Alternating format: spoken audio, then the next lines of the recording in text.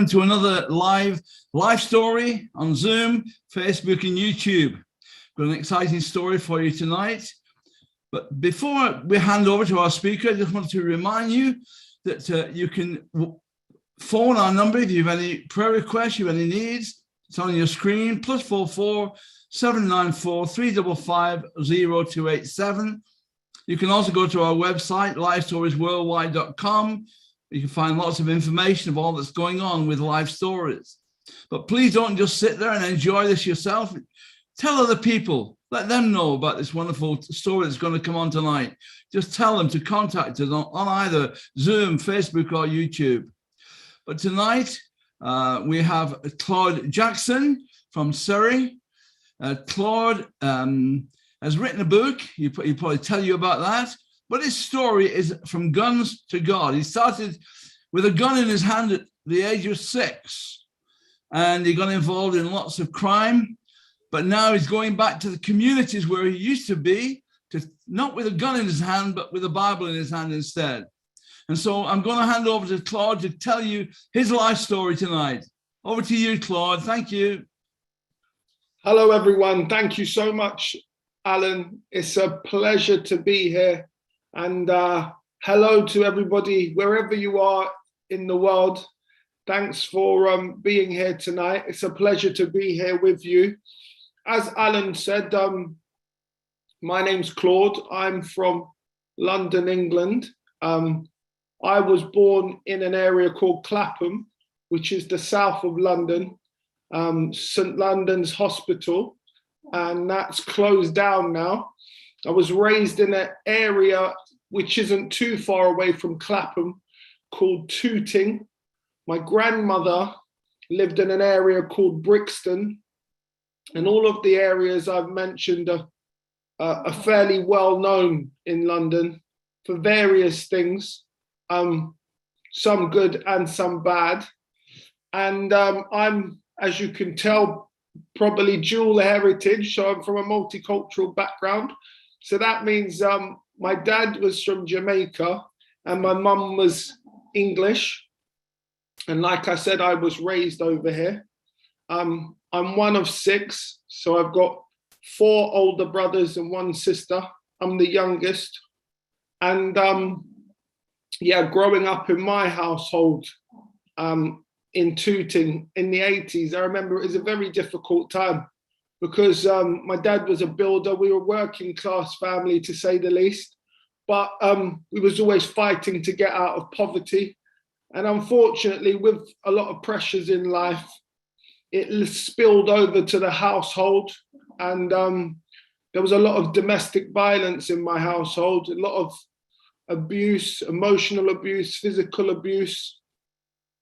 And I remember some of my youngest memories of my childhood. It was almost like, there's an expression I use, walking on eggshells. Home wasn't a happy place. It was constantly being shouted at by my dad, or there'd be an argument with my mum, or someone was being hit. And I remember feeling very fearful throughout my childhood in the house. And I took that energy out into the community. So when I went to school, for example, I would often fight, because that was the only language I knew, really. So if I got in trouble in school, my dad would ask me what happened. And if I said, somebody hit me, he would quickly say, did you hit them back? And as long as I said yes, he would show his approval. So I found this becoming a reoccurring habit, because my attention was based around negative and frankly dysfunctional behavior.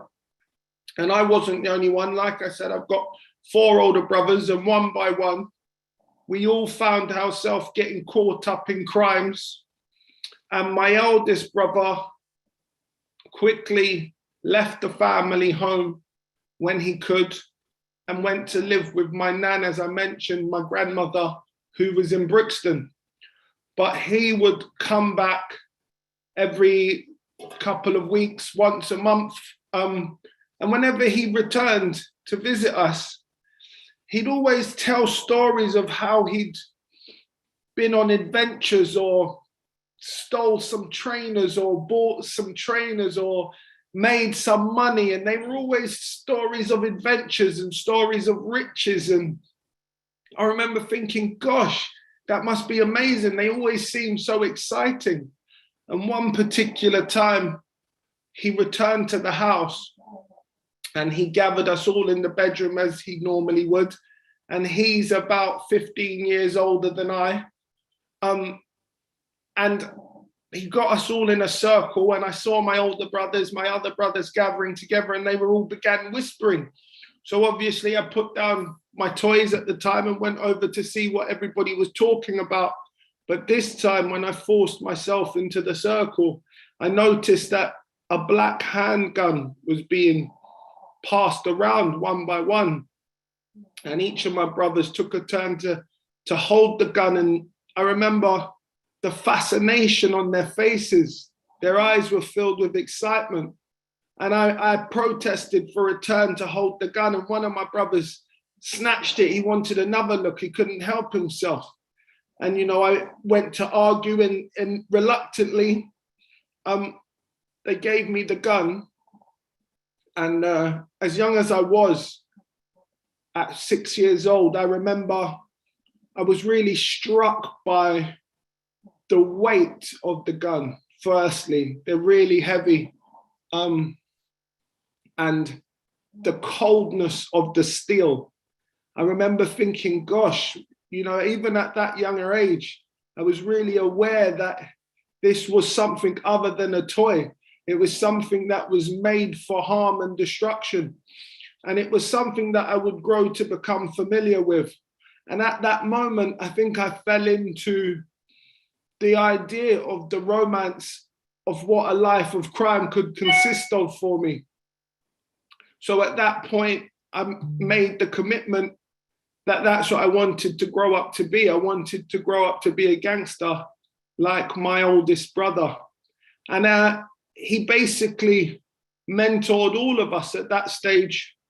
We would finish school, and one by one, you know, they'd go to work with my dad. On the weekends, we never had much social time. And but I'm constantly still pursuing this dream of excitement outside the home. And eventually, the fighting would continue. And our house, we had moved to Mitcham, and our house got repossessed. At this stage, I was around maybe 9. And we ended up moving up to Surrey in a very small house. It was a 2-bedroom house for 7 or 8 of us. And obviously my parents took the double room. My sister took the single room, and the rest of us slept where we could. And at that time in life, I slept under the stairs. And that became my room. And I was under the stairs for a couple of years. And that's where I lived. And I went into school. At that stage, I got basically expelled because I was hardly at school. And when I was at school, I spent time in the corridor or in the hall where they would give me a desk of my own. And I don't know what it's like now, but back then they just give you a bit of paper and a pen, because they almost, it's not that they couldn't be bothered with you. They used to say, you know, I wasn't interested in learning. But I mean, I don't really recall too many people taking the time to try to teach me in a way of which I understood. And if I'm completely honest, my attention was elsewhere. I was more caught up trying to be the tough guy and the class clown and whatnot. So I spent a lot of time in the hallway, and I would fight a lot, fight with the other kids.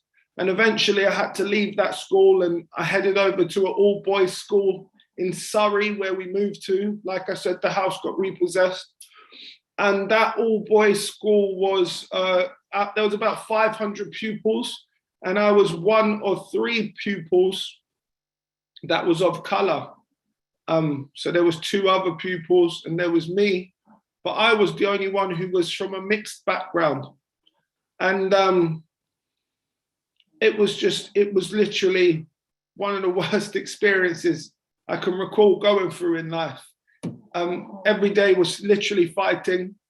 And I didn't do too badly because of my older brothers and whatnot, but some of the stuff I witnessed was very traumatizing. Some of the kids were getting badly hurt. And at that stage, I was only 11 or 12. And then you go home after school, and home isn't a safe place. And I really struggled to find comfort at that time. And it really started to take its toll on me psychologically. And the next couple of years passed by, and by the time I arrived at about the age of 14, and by now my school uniform consisted of a white shirt. Sometimes I put jeans on or trainers, and I was so disengaged from school, I didn't even know where my uniform was. And by the time I was 15, I began selling cannabis. I left school without any qualifications. So the idea of university or college just wasn't an option. And my peer group had started to outpace me, so to speak. They was doing far better than I was, because what was my prospects? No qualifications, dysfunctional background, no support, mentors or role models. And I did feel very much alone. I remember at that stage, I felt very much alone. So my habit of smoking cannabis turned into a habit of selling cannabis to the kids down at the park. And, I make no excuses for my behavior. I accept the decisions I made in life. And by the time I was 16, when I was 16, my father passed away. And I had mixed emotions because although my dad was such a rough man with a heavy hand, he also taught us how to be fearless in life. But the only problem was when he died, I didn't know how to switch that off. I knew how to switch it on, and I'd switched it on for most of my life, but I didn't know how to switch it off. So I went into my teens with that mentality. And I headed back towards Brixton and some of the more rougher areas in London, where I met people what was from backgrounds more similar to my own, because Brixton's a very urban area with lots of nationalities within the community. And I met people who were really successful at drug dealing. And I started to relate to individuals. And quickly, my dealing of cannabis turned into cocaine. And by the time I was 19, I bought a convertible sports car. I didn't have insurance. I didn't have a driver's license, but it was a really expensive vehicle. And I don't say that proudly. I say that just to highlight the mentality of an individual, that when you come from such a dysfunctional lifestyle, you haven't even got the sense to know if you're going to get a vehicle, at least get a driver's license. And I ended up crashing that vehicle actually in a really bad road collision. And I went to hospital that night. They rushed me to hospital for an operation. And ironically, the vehicle crashed, it turned over, it rolled, so to speak, and it stopped outside of a church. And when I climbed out of the car, I collapsed outside the church. And I remember even then, although I never knew God, I remember thinking, it's a bit odd, isn't it, to have a car crash and land outside of a church. So they rushed me to hospital that night, and they operated on me. And while I was recovering in the waiting room on my own, a nurse came along and asked me how I'm doing. And obviously I was distressed. And she knew my name, and she said, Claude, I'm not supposed to be working tonight, but they rang me up and asked me if I could cover somebody's shift. And I was thinking, gosh, what's she talking about? Why is she telling me this? And she said, I think I'm here to talk to you, Claude. And I want to let you know that, God loves you and he's calling you. And there's a battle over your life. And if I'm completely honest, I sort of shrugged it off, as you do when you're 19 and you know everything. And she gave me a number, and life went on. I recovered. I went back to dealing, and I did that for around the next 5 years consistently. And it went from bad to worse, if I'm honest. It just, people, some of my clientele, some of my customers overdosed. Another guy killed himself. And these were people who I was in contact with every day. And then I thought to myself, this isn't what I imagined it to be. I thought it was going to be all about riches and the fast life.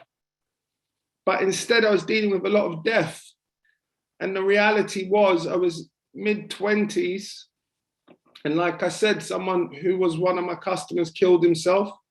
Another guy overdosed and died. And somebody else, their organs failed all within the space of a year. And I started to question what role I was playing in this. But I had already been selling drugs now for at least 10 or 12 years. And I really didn't feel like I could find a way out. I just thought I'd committed to the idea that I'll be a drug dealer forever.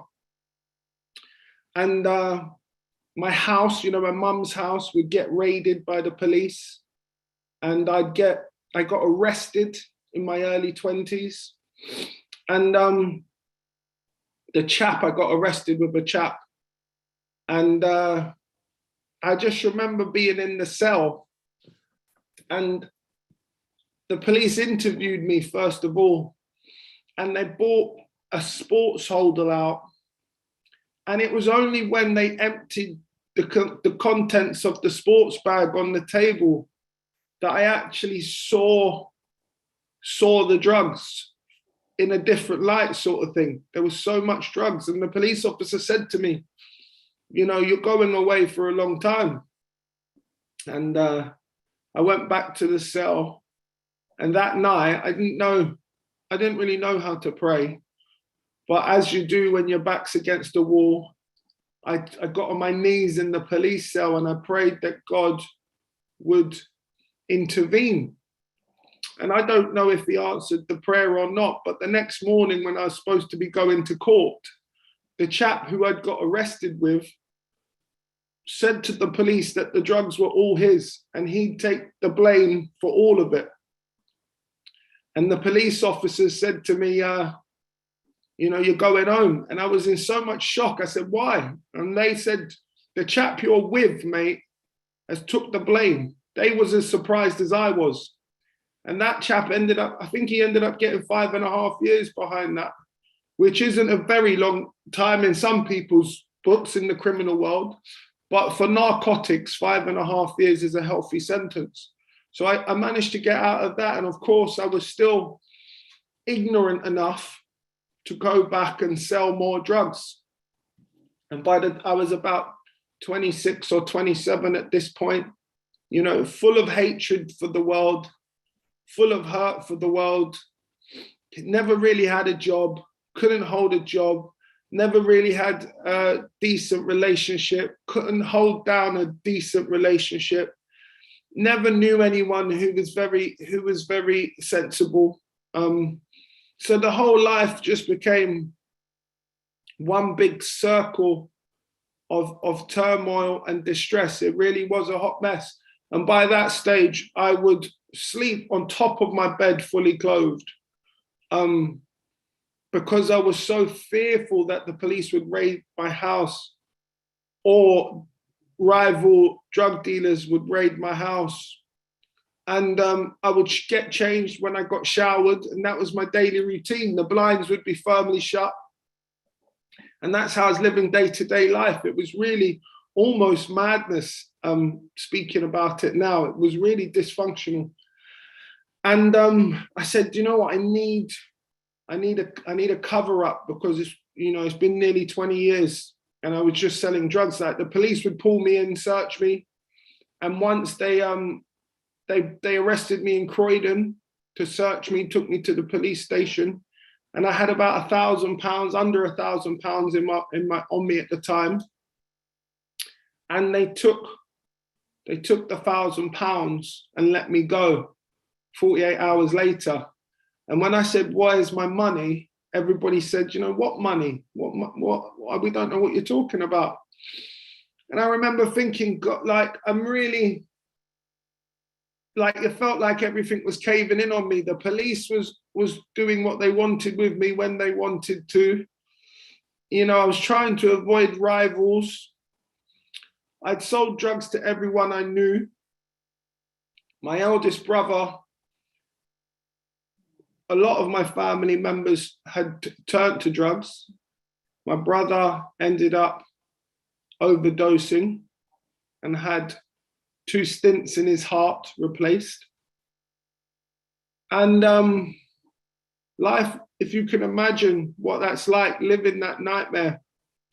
And I saw an opportunity came up to mentor young offenders for the local council, the local government, as a volunteer. So I thought, what better cover-up opportunity to say I'm mentoring these young men. And after all, I think secretly I thought, I've got stuff in common with them. Maybe this is something I could do. And I went along, and it was while I was there volunteering that the manager of the council was a really nice, down-to-earth, humble guy. And I'd go in as flash and, big-headed, cocky. And I might be wearing like 300-pound jeans and 400-pound jumper. And he would be just really humble with just a quiet shirt on and a quiet pair of trousers. And I would park one of my convertibles or one of my sports cars in the car park, obviously for everyone to see, because I was so empty inside. I tried to get my value outside. So externally, I would constantly be seeking recognition from people. So I had to show them how much money I had or what cars I drove. It's quite embarrassing, actually. And this chap would either cycle to work or catch a bus. He was just so grounded. And every day he'd say morning to me. And I felt like everybody else more or less ignored me. And I thought to myself, what's this guy? I wasn't sure if he was trying to wind me up and get a reaction, or if he was just a really nice, down-to-earth fellow. And lunchtimes, I would often invite everyone out down the local restaurant, and obviously I'd pay for it, of course. And he'd always politely decline, and he'd always have maybe a packed lunch, or he'd just crack on with his work at lunchtime. And I just remember thinking, he's not biting. Everything I was doing, he just wouldn't respond to it. And then one day came up when we had what they call a team building day. So everybody who worked in that department for the council, be it youth work or probation work or volunteers mentoring, we all had to go along and have a team building day. And there was a particular exercise. And what we would all do is we'd all one by one introduce ourselves and say one thing that nobody else knew about us. So if you can imagine, there was maybe 80 or 100 people in the room, and it was, it's quite, nobody really wanted to take part, but one by one we all got up. And I remember there was a lady, for example, this was the sort of things that was being said, a lady called Susan. She got up and she said, my name's Susan, and what nobody knows is after work I buy a bar of chocolate and I eat it on the bus, and by the time I get home it's eaten and my husband doesn't know. So it was really boring sort of things. So I was looking at this fella, my manager, who was always nice, and I thought, you know what, I've really got you this time, because you're going to say something so boring, it's going to put everybody to sleep. And he quietly got up in his quietness, and he stood there in front of about 80 to 100 people, and he put his hand in his pocket, and he produced what appeared to be a sort of like what I call a ring box, like that a ring might come in. And as he opened the box, he didn't produce a ring. He produced a small crucifix. And he held the crucifix up. And he said, he introduced himself and he said, what nobody knows about me is I'm a Christian and Jesus changed my life. And at that moment, I don't know why, but it was just mind-blowing. I just remember thinking, whoa, because I'd spent my entire life, gosh, I've had fights. I've been outnumbered so many times with people. I've had 10, 20 guys trying to fight me. I've had to fight people and I've been scared, to be honest. I've been terrified. But this quiet, humble chap seemed to be braver than I ever could to stand up and say something like that in front of 100 people. And he had nothing that I had. All of the bravado, all of the attitude, he never had none of it. He was just a quiet, humble chap. And he had nothing that I had, but everything that I wanted. And I just remember right there and then I thought, I've got to find out about this chap, about this Jesus. So the meeting ended and my manager, the guy, had to leave to catch a train. And I said, I'll drop you to the train station. And of course, he politely declined. And I said, no, honestly, get in the car. I don't mind. I'll give you a lift. And he said, thank you so much, Claude, but that's all right. I'll just walk. And I said, look, get in the car. You know, I got to talk to you. And I remember he looked at me and I'm not sure if he thought I was mad or I thought he was mad, but he got in the car and I gave him a lift and I said, you know, that was a fascinating story, what you told. How could I find out more? I'm desperate, you know. And he said, have you heard of an Alpha course? And you should consider doing an Alpha course. And an Alpha course is a brief introduction to Christianity for individuals who want to find out more and ask questions. And there's no obligation to pay nothing. You go along and you have a meal and a drink and watch a short video and have a chat. So it didn't sound too bad. If you'd lived a life of drugs and gun shootouts, I'm sure I could do an Alpha course. So I went home, I looked online and there was an Alpha course starting the following day. So I signed up to it immediately. And if I'm completely honest, that night I said, you know what, I'm going to go to this course tomorrow and I'm going to show those Christians that it's all ridiculous. I'm going to show them that whatever happens, it's not going to affect me. And I went along and as I walked up, I parked my car across the road and around the corner because I was so used to trying to be discreet, and I thought I'd quietly walk up. And as I walked up, the lady who had took my email said, oh, hello, and greeted me with a huge smile. You must be Claude. And I thought, this is a bit weird. And then she put her hand out and shook my hand and welcomed me into the group. And it was a lovely evening and nobody was threatening and there was no pressure. And I thought, what's going on? Nonetheless, I went back the following week and I thought, you know, the lady who shook my hand, I'm going to get her this week. So before she shakes my hand, I'm going to shake hers. Because it was something I wasn't used to in my lifestyle. You don't really shake hands. It's not like a mafia film. You don't shake hands and kiss each other on the cheeks, you know. And I walked up and I saw her on the door welcoming everybody. And like I said, I struck my hand out and she opened her arms and greeted me with a big hug. And I just was it just blew my brains. I couldn't believe it because I couldn't really remember the last time I had been hugged, if I'm completely honest with you. And it wasn't something that I had been brought up with. And I walked into the building and there was the co-host, the assistant, and I said hello to him and he gave me a hug, put his arm around me. And I just thought, gosh, you know, these people are so secure with who they are. That, you know, where I come from, if you hug another male, you get called names. I couldn't be seen dead doing that, you know. And these guys are just so comfortable with who they are. And yeah, I went back week after week, and by week 10, you know, we had an opportunity to invite Jesus into our lives. I think it was on around about week 3 or 4. And I said, right, you know, no pressure. They said, should you want to, you can invite him in. And I said, right, I don't know what all this prayer stuff's about. I don't know how to do it, but I'm going to give it a go. And I closed my eyes. And it was so quiet, you could feel it. The atmosphere, it was tangible. I've never felt anything like it. And I said, Jesus, if you're real, I dare you. I literally dare you to come into my life and make a change.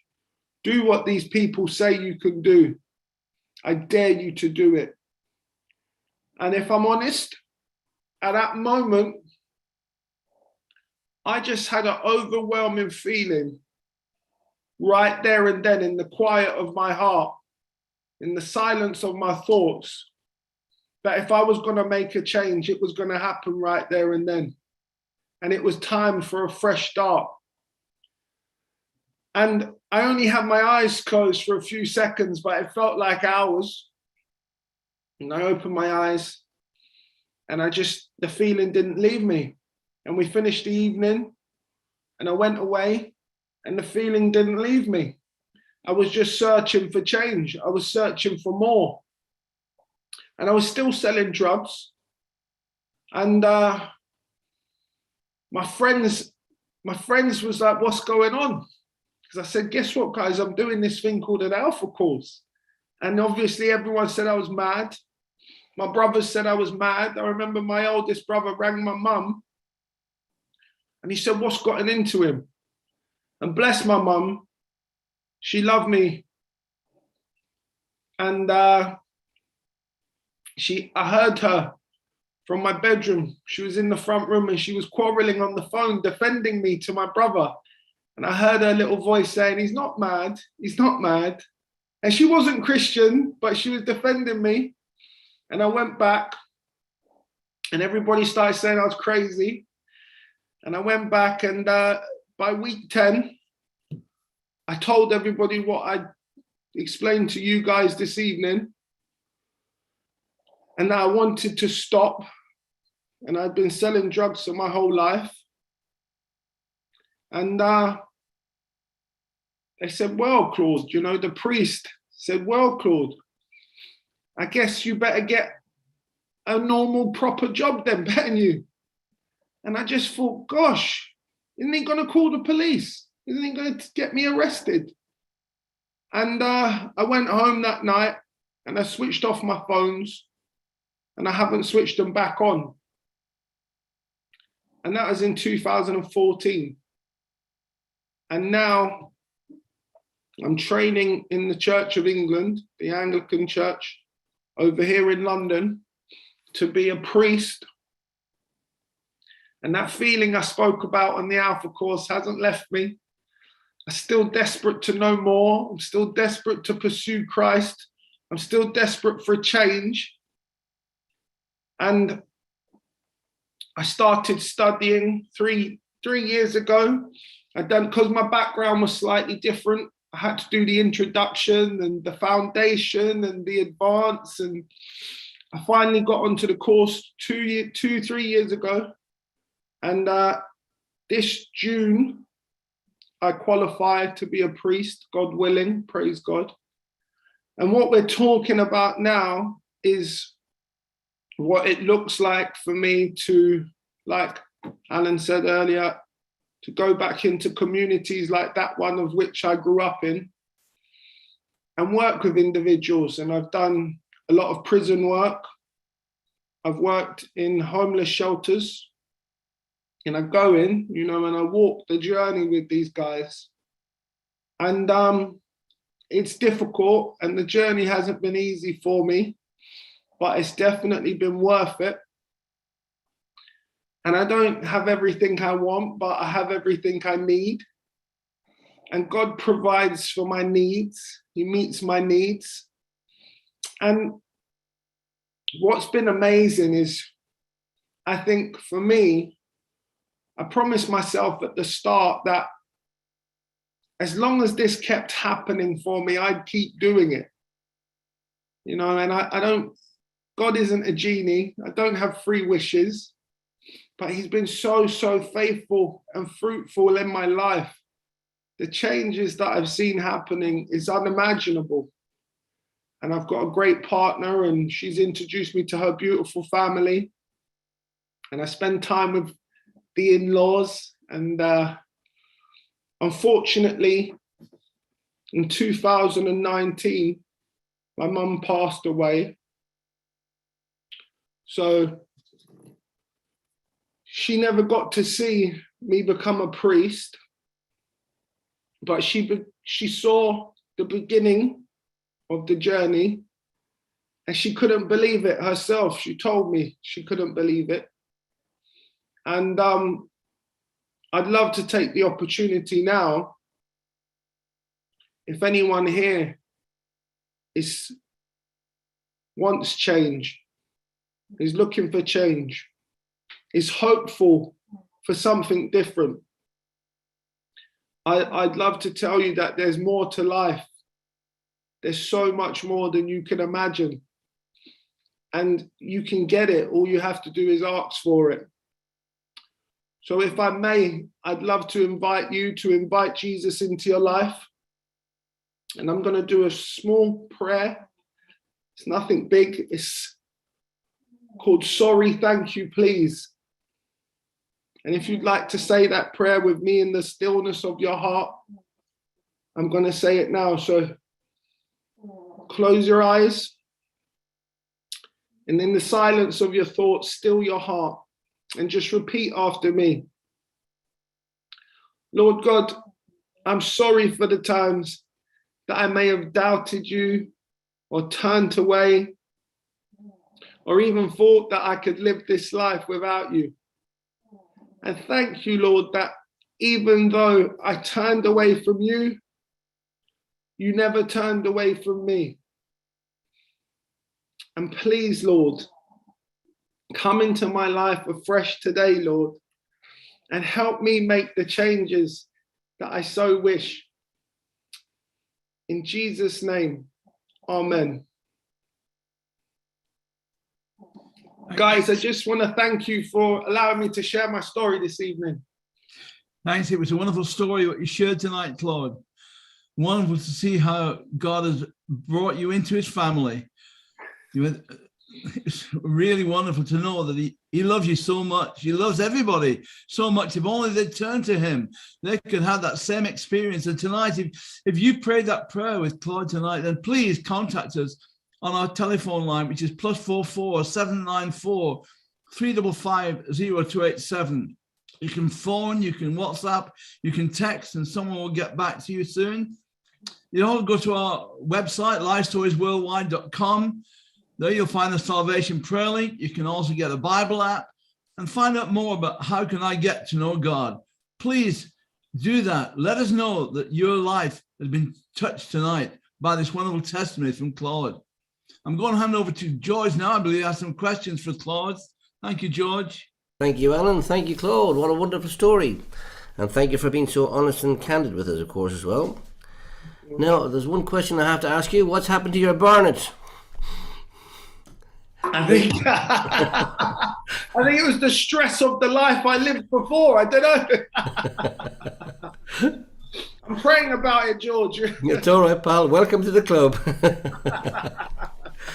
Now, you've told us a fantastic story of what I would call quite a tough upbringing, because at the age of 6 years old, you said you got to hold a black handgun. Mm-hmm. And the statement you made was you felt the weight and the coldness of the steel. Mm-hmm. What did you think when you first held that gun? In all honesty, I thought it was powerful. It's something that I'd watched a lot of films with my brothers, and I'd seen these things on the films, and I thought, good gosh, I've actually got one. I was only a child, so I thought, imagine what you can do with this. Okay. Now, you said your older brother was, what, 15 years older than you? Yeah, about that. Yeah. Was he a bit of an idol for you, or did you look up to him a lot? Yeah, he was my only mentor. He was my only idol. And you also said there, when you met the Christians very first, you said that you couldn't understand how these people are so comfortable with who they are. Mm. Did you feel comfortable now as to who you are? And tell us why. Yeah, that's a great question, George, or observation. Mate, I'm so comfortable with who I am now because my identity doesn't come from the external, it comes from the internal. So as a child of God, we need to know the refreshing news that God made us because he loves us. And he loves us because he made us. And God doesn't make mistakes. And if God is for you, who could be against you? And I carry that. I carry that with me. I carry that in my heart, that I need not impress or seek to impress man or woman in this world. Now, you said, of course, you weren't always comfortable with who you were because you said as a young kid you were very fearful. What was it that made you fearful? I was fearful of everything. I was fearful of my father. I was fearful of not achieving anything. I was fearful of my place in the world, in society, not making it, whatever that looks like for each and every one of us. I thought I wasn't going to make it, mate. Now, you said you were also fighting all your life and getting into fights at school and on the estate. Did you ever consider going into anything like boxing to relieve some of that tension or anything like that? Yeah. Unfortunately, in my younger years, I don't know, I imagine there were boxing communities, but we wasn't allowed to play out. The first time I started going out, I was about 15, 16. And that's as soon as I got out of the house, that's when I started selling drugs. So my parents, God bless them, my mother was restricted. She was a housewife day in, day out. And none of my siblings, God bless them, had the sense to take me or themselves along to a boxing club or something like that. But in my latter years, I boxed just recreationally for fitness. But obviously I don't box now. You still look quite fit. Now, you said you also, at 9 years of age, you lived under the stairs. How did that feel? Was that your secret place? That was my bedroom. So there was 7 or 8 of us in the house, and it was only a 2-bedroom house. And my other 2 brothers slept on the floor in the front room. So in all honesty, I felt that I got quite lucky. I'd landed on my feet because I had somewhat of a bedroom. And to be honest, I think as an adult, if I can elaborate just briefly, that what amazes me, as dysfunctional and as poor as we were, you don't see it in the moment. Now, as an adult, I look back and I think, gosh, he was under the stairs. But at the time, I was just doing what I was told. Well, I grew up in a big family as well, but 2 of us had to sleep next door. There you go, yeah. So yeah, I know exactly where you're coming from with the big family. There's no privacy, nothing's your own, and you have to eat when you can. Yeah, okay. Now, at the time as well, you said you moved to Surrey. Yes. And you went to the school where 1 in 3 kids were coloured. And how big a problem was that for you? It was the first time. So although my parents, for lack of a better term, I'll just use I don't know if it's politically correct, but my dad was black, my mum was white. And although my parents were black and white, I never heard race in the house.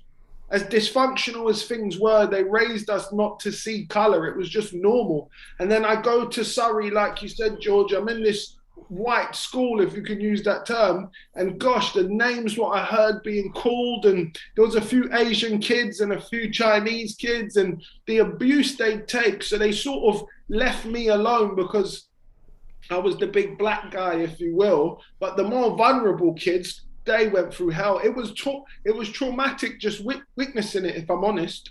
And how did you deal with that while you were there? I just fought. So I fought in school, I fought out of school, and then when I get home, if my shirt was ripped or something, my dad would say, "What happened?" I say, "Someone called me a name." And my dad would then say, "Did you hit them?" So even though I didn't want to be this vicious chap all the time, I couldn't get away from it. Mm-hmm. Every area of my life was just violence. And did you feel remorse or when you did this? That's such a good question, George, because at the younger age, I knew I didn't want to fight, if that makes sense. But I didn't know what else to do because my dad's encouraging me, my brothers are encouraging me.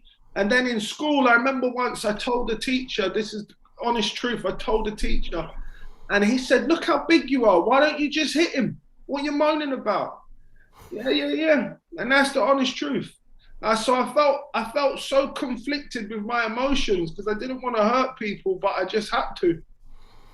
So you turned 16 anyway. You said you started smoking cannabis. How were you introduced to cannabis? A chap in my class, he was buying weed off of my elder brother, one of my brothers, and he suggested I give it a try because I was smoking cigarettes at the time. So he said it's the same thing, and I smoked cannabis for a number of years, and that's how I got into it. My best mate at the time.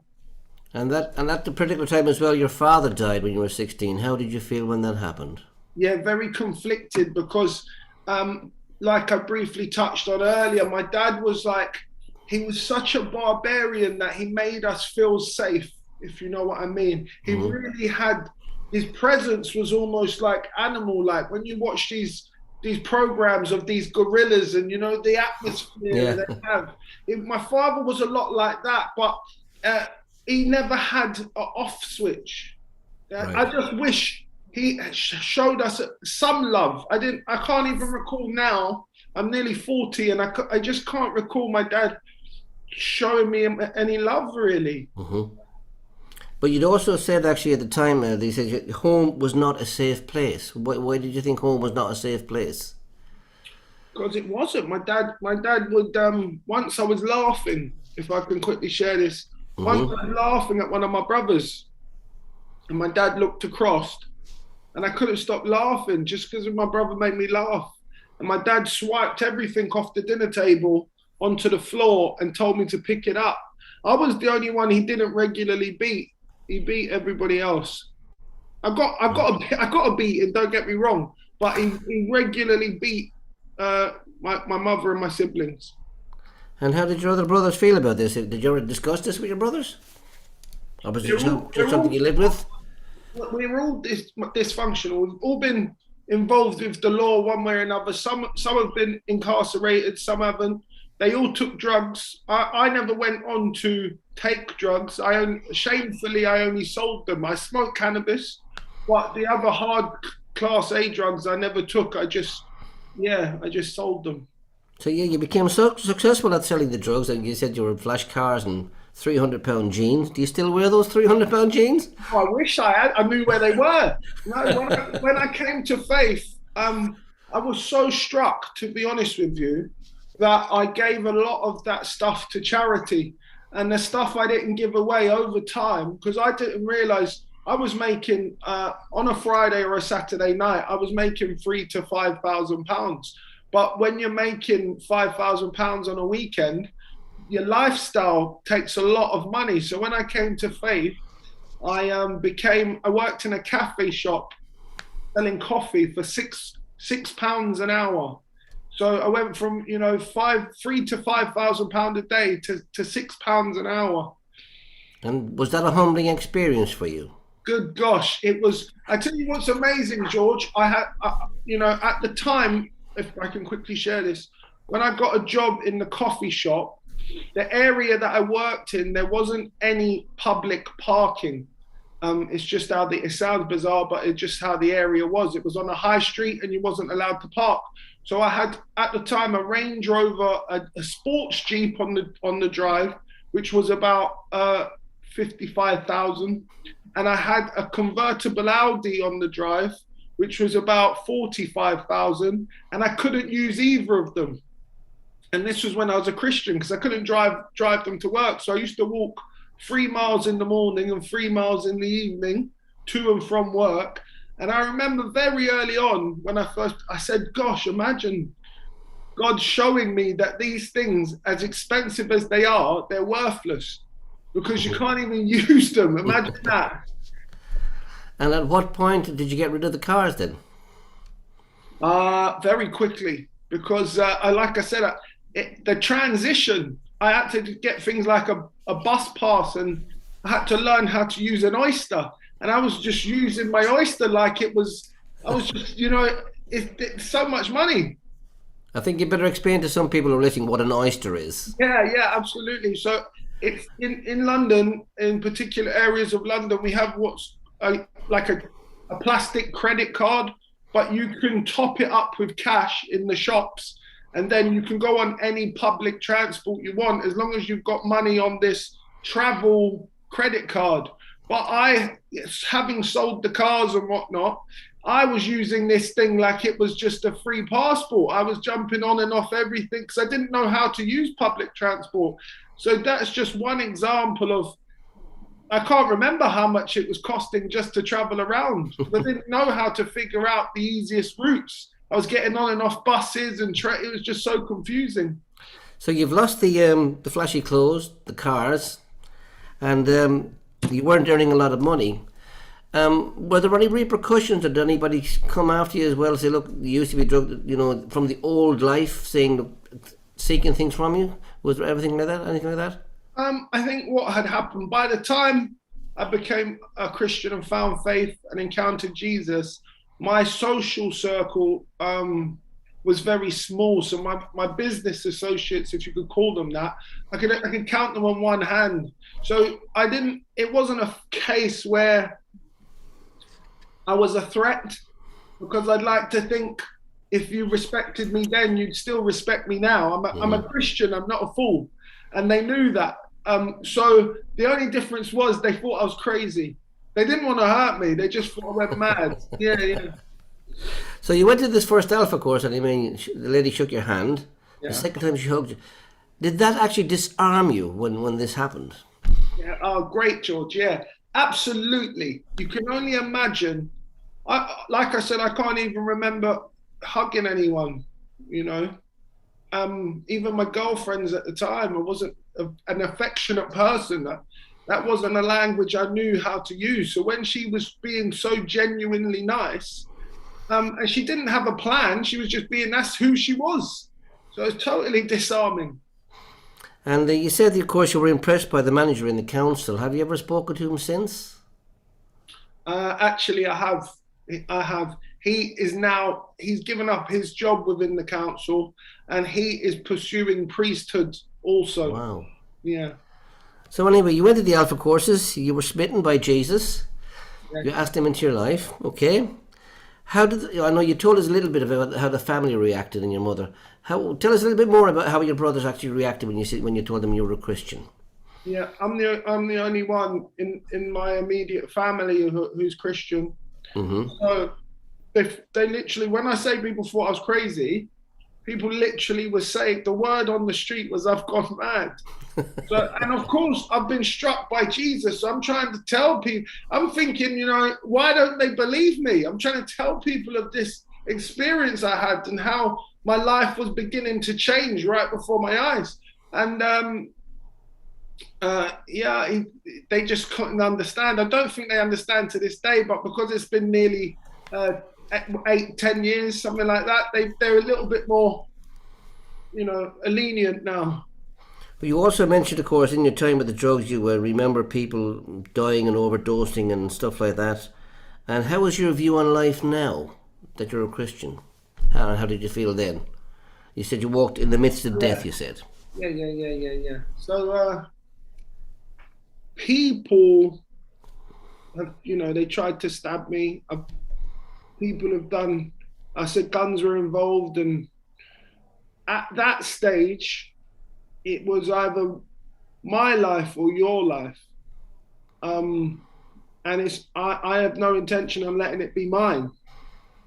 and I say that to say this, we don't realize how precious life is. Life is such a gift.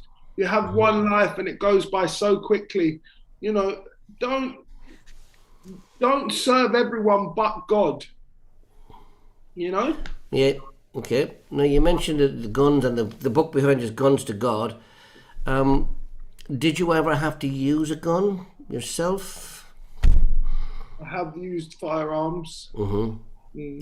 And how did you feel afterwards? Did you feel scared or upset, or how did it make you feel?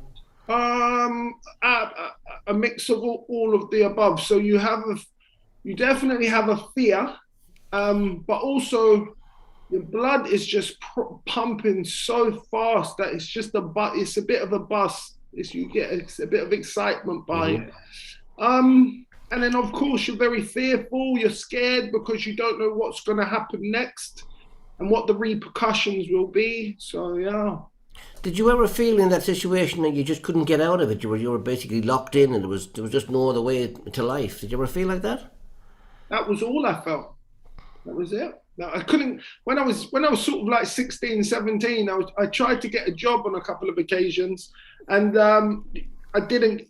They wouldn't, because you got no qualifications. And then I remember once I got a job in a fast food restaurant, and I was only there for a couple of days because my attitude was I was so dysfunctional. I wasn't teachable.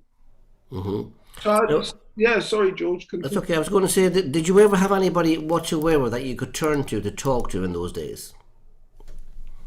Most people have a good mate or somebody they can talk to. Did you have anybody like that? No, I was selling drugs to my best mate. So my mum would be my mum was my best friend, and she was trapped too. And I was getting therapy when I was 27. And imagine at the age of 27, the therapist said, Claude, anger and aggression are two different things. And I said, what do you mean? And she said, they don't go hand in hand. You don't get aggressive because you got angry. And imagine I was 27 years old. I was a grown man. And I just found out, up until that stage, if someone got me angry, I'd get aggressive. Did you think that was the answer to everything? Absolutely. Absolutely. One way or another. Now, you said also that you've got a great partner now, someone to confide in. Tell us a little bit about your partner and how you met her. I met her at church. That's a good start, isn't it? Yeah. I was at a new church plant. I was asked to go along with the team and help regenerate this church plant within that particular community. And she lived in that particular community. And she was a fairly level-headed lady. She's as old as she's as old as I am. She doesn't look it though. So she's a sensible woman with a career. Right. And we just really, I think what's lovely is we got to know one another.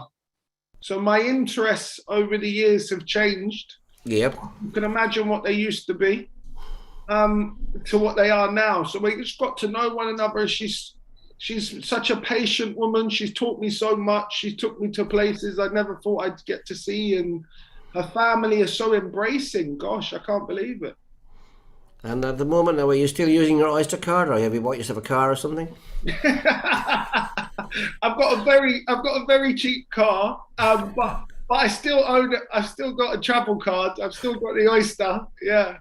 And do you get to speak to people that say when you're traveling on the bus or the tube? Do you ever get to mention Jesus to anybody on the bus or anything like that? What has been a real gift is, should I get into a conversation with somebody, as you often do when you're in the shops or whatever, and they say, what do you do? And I say, well, actually, I'm a priest. I'm training to be a priest.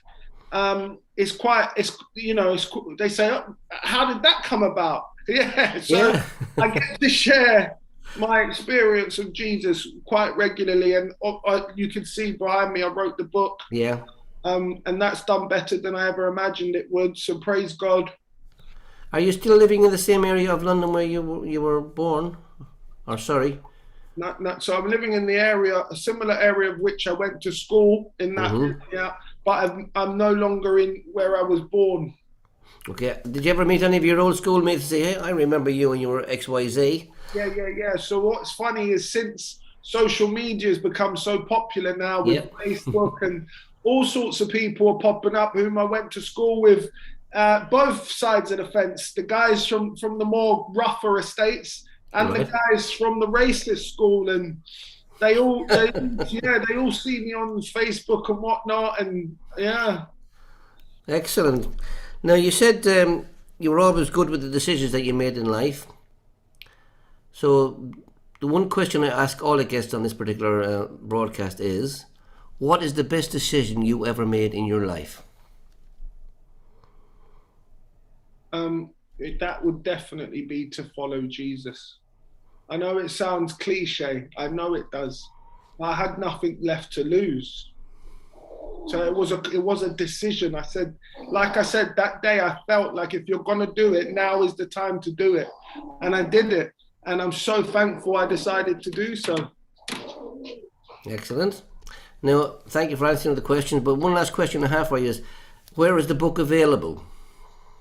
Thanks, George. The book's available online. Amazon is always a good place. But if you Google it, Guns to God by Claud Jackson is pretty readily available.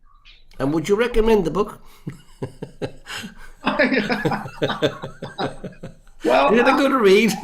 You guys have been really generous in letting me share some of my story with you this evening. But in the book, it touches on a lot more issues that I've had to face. And whether we're actively Christian or pursuing Jesus, or there's something in the book for everybody. And I think they can relate to what I've been through. I've suffered with terrible depression, suicidal thoughts. Times I wanted to kill myself just to escape that lifestyle. So I've been through a lot, and I touch on all of the subjects in the book. Excellent, Claude. It's been fantastic speaking to you. I'm glad I know you now and not when you were in your old days. I've got a feeling we'd have got on just fine, George. I think so. I think we would have got on very well, yeah. If I could, I just want to thank everybody who sent a message directly. Obviously, I haven't had a chance to read them, but Steve, John, Adrian, thank you so much. The other guys for your messages, and everybody who's listened in this evening. Okay, Alan, thank you for that, Claude. And I'm going to hand back to Brother Alan. Thank you, George. Thank you, Claude. That was really excellent hearing your story tonight. It's been wonderful, and so encouraged by hearing how God has changed your life. And I pray God will bless you in your future work. Pray He'll help you to reach many, many people and bring many people into His family. May God really bless you in your future. Thank you so much. So tonight, if you have heard that story and want more help, then you can contact us on our hotline +44 794 355 0287. You can phone, you can WhatsApp, you can text, and someone will get back to you. Also, go to our website, LifeStoriesWorldwide.com. There you'll find out lots of information of all that's going on. There are broadcasts going out every lunchtime, and you can catch up with all the stories that have been on previous Monday evenings as well. There have been many exciting stories and broadcasts coming out on Life Stories. So please go to that. And can I remind you to join us again next week, 8 o'clock next week, UK time. We're going to Perth, Australia next Monday for a man, Adrian Murray. Adrian Murray was brought up in South Africa. At the age of 20, he joined the South African Defence Corps. And then he moved to Canada after starting work in mechanical engineering, and then to Perth, Australia.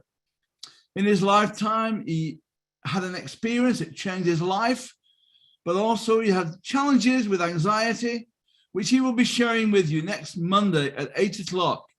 So thank you again for being with us tonight, all of the people. Thank you again, Claude, so much. Thank you, Joyce. Thank you, Howard. And I pray God will bless you. May you know His peace. May you know His joy. May you know that wondrous love that He has. He loves every one of you. Good night. God bless you all.